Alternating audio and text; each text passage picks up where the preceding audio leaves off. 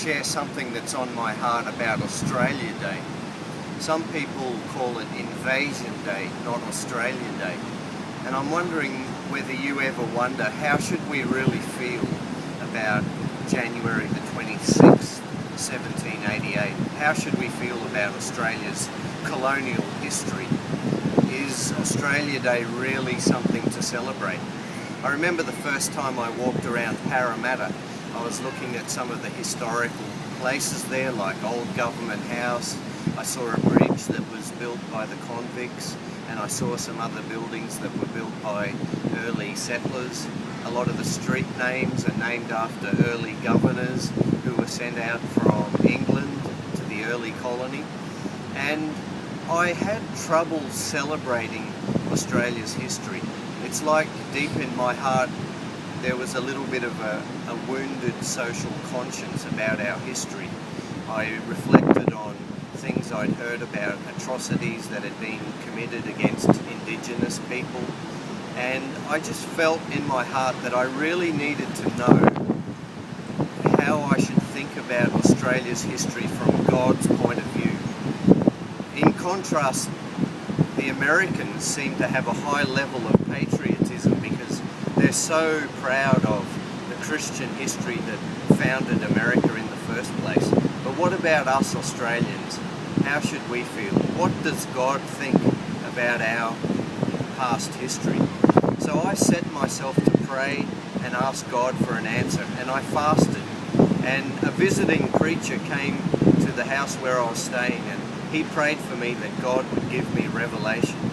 And during those days of praying and fasting, I knelt down to pray one afternoon, and what happened to me next was completely unexpected, but I'd like to share it with you. Whilst I was kneeling down praying, suddenly I began to see a vision. Now, in the past, quite often I've seen visions where it's just like a picture in my mind, but this was far more dramatic than just a picture in my mind.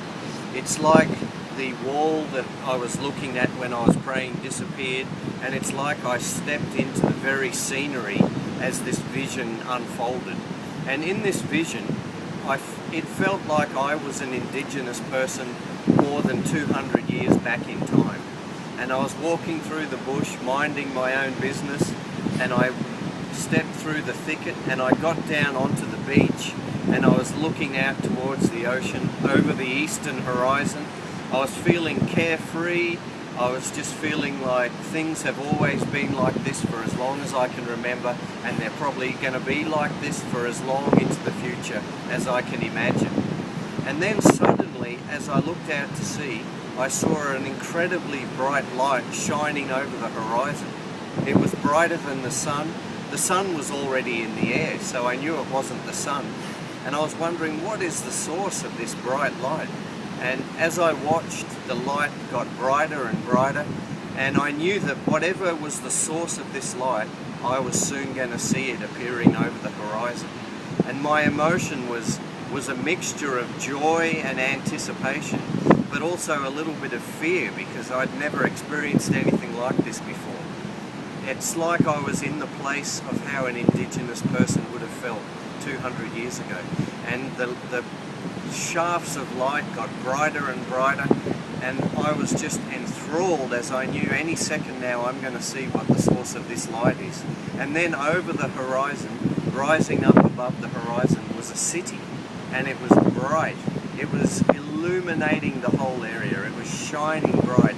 It got higher and higher in the sky. It came closer and closer towards me, and then it just landed itself on the continent of Australia. This bright, shining city occupied the entire continent of Australia from sea to sea, from north to south, with only about a centimetre of land outside the walls of this city. And as I looked into this city, I could see that there were buildings inside the walls of the city. There was people's pet dogs there, and some of the windows of the city were white, other windows of the city were black. And as I looked in the vision, I tried to examine whether white meant good and black meant bad. But I found that in this city, the people who were living in this city. White didn't mean white, good, and black didn't mean bad. It just meant they were different. But they were living together in this one same city, and that was the end of the vision. And I knew straight away in my heart what the meaning of the vision was, and that is that with the coming of other peoples besides the indigenous people to this continent of Australia, God was up to something good. And we can all feel good about that on Australia Day. God has been up to something good in this nation of Australia, and He's still up to something good, and God is not pessimistic about the future of Australia. We've got so much to be thankful and grateful for, and we haven't even begun to see yet the prosperity that God has in store for His servants in this country. I've got lots of Indigenous friends, and one of my Indigenous friends said to me, "Brother John, we're not interested in land rights. As far as we're concerned, the land belongs to Jesus, and that's all that matters to us."